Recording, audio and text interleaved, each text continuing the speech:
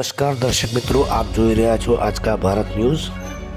ભાભરના લોકોનો સવાલ, ભાભરને અન્યાય ક્યાં સુધી? ભાભર હબ ગણાતા શહેરમાં એસટી ડેપો અને જીઆઈડીસી જેવી સુવિધાઓ આપવા ઉગ્ર માંગ। બનાસકાંઠા જિલ્લાનું વેપાર મથક અને સરહદી વિસ્તારનું કેન્દ્ર ગણાતું ભાભર શહેર આજે પણ પાયાની અનેક સુવિધાઓ માટે વળખા મારી રહ્યું છે। ભાભર અને આજુબાજુના સેંકડો ગામોના વિકાસ માટે અત્યંત જરૂરી એવા નવા એસટી ડેપો અને જીઆઈડીસી ઔદ્યોગિક વસાહતની સ્થાપના ક્યારે થશે તેવો સવાલ સ્થાનિક જનતા અને વેપારી મંડળો દ્વારા ઉઠવામાં આવ્યો છે। ભાભર, થરાદ, રાધનપુર અને સુઈગામ જેવા મહત્વના માર્ગોને જોડતું જંકશન છે। અહીંથી દરરોજ હજારો મુસાફરો, વિદ્યાર્થીઓ અને નોકરિયાતો અવરજવર કરે છે।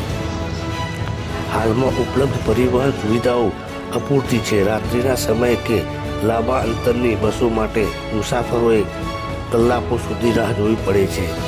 જો ભાભરમાં આધુનિક સુવિધાઓ સજ્જ નવો એસટી ડેપો બને તો સ્થાનિક સ્તરે બસોનું સંચાલન સુધરે અને સરહદી ગામડાઓના લોકોને સીધી કનેક્ટિવિટી મળી શકે છે।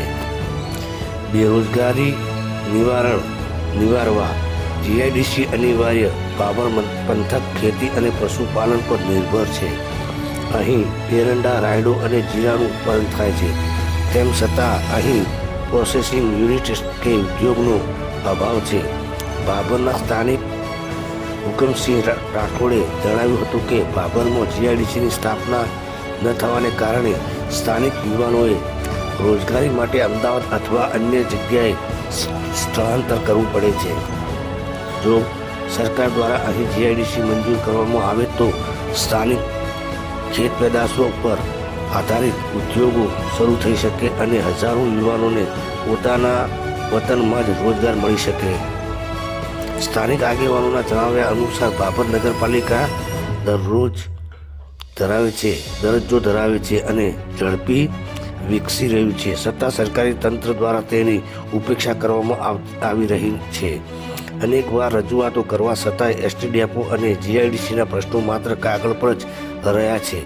ભાભરની જનતાની એક જ માંગ છે કે વિકસિત ગુજરાતના મિશનમાં ભાભરને પણ સામેલ કરી તાત્કાલિક ધોરણે આધુનિક બસ સ્પોટ અને ઔદ્યોગિક વસાહતની ભેટ આપવામાં આવે।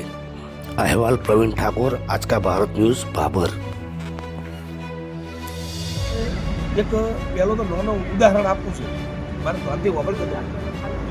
આપણે બનાસકાંઠાનું જાણ વિભાજન જિલ્લા બાબતે એટલે આપણે ગુજરાતના અધ્યક્ષ શંકરભાઈ જોડે મીડિયા દ્વારા આપણે માગણી કરી હતી, સંસદ સભ્યો જોડે માગણી કરી હતી અને તાણે આપણા ધારાસભ્ય મંત્રી ધારાસભ્ય ચાલુ હતા એમના જોડે આપણે માગણી કરી હતી જિલ્લાની।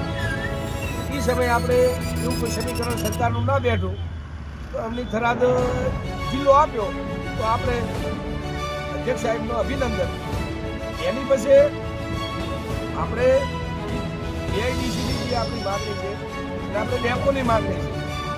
આપણે જીઆઈડીસીનો મતલબ તમે આપણા તાલુકાની અંદર અત્યારે 12 પાસ ખેડૂતો કોઈ ધંધાવાળાથી અત્યારે બેરોજગારી છે અને એના પછી આપણી જીઆઈડીસી કે આપણા સંસદ સભ્યો ગેરીબેન ઠાકોર આપણે સ્થાનિક છે ભાભર શહેરમાં અને આપણા નવા મંત્રી સ્વરૂપજી ઠાકોર પણ આપણા ભાભર શહેરની અંદર સ્થાનિક છે।